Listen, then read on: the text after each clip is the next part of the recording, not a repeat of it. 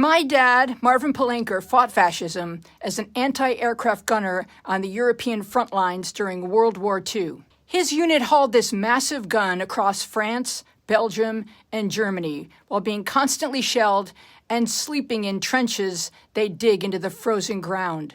In the town of Nordhausen, Germany, they entered a concentration camp in which the middle management Nazis had shot 2,000 emaciated prisoners, piled them in the courtyard, and fled. Fearing no one would believe what he was witnessing, my father took photos, which he carried with him throughout his life, but would not let me see until I was fully grown. In the wake of the Musky greeting, I am sharing them with you now. This happened in plain sight. The villagers claimed they did not know what was going on in this camp. My dad's unit had them fashion stretchers to remove and bury the bodies. That Musky gesture leads to this. Here's my dad memorializing his experiences for the Holocaust Resource Center in Buffalo, New York in 1990. The most horrible thing I remember about my entire war experience was Nordhausen. I think you have some pictures of that. Maybe you could tell us about, describe these pictures here. Well, as you can see in the pictures, there's an enormous number of dead bodies lying there. And like I mentioned earlier, they had all been shot dead. In the foreground are some of the people from the town that are starting to take the bodies away. And they're shot from the rear?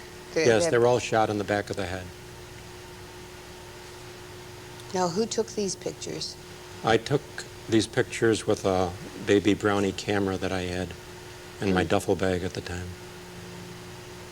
And you showed these pictures when you came back to the States?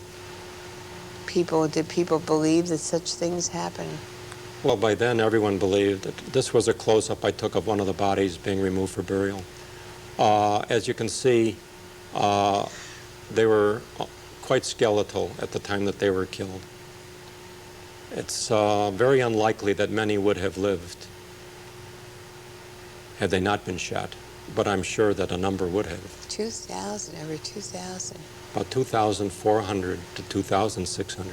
Were there, the Germans kept meticulous records. Were there books with their names in them? I never found out about that, because we had to move on and there were others that came along. How long did you actually stay here? 24 hours, It made an maybe impression 30 hours. for the rest of your life. Yes, indeed. And what's happening? Oh, these are more pictures. There, you can see some of my buddies as well. And as a matter of fact, I don't see any of the townspeople in this picture. These are the townspeople? These are the townspeople. And I guess the pictures speak for themselves.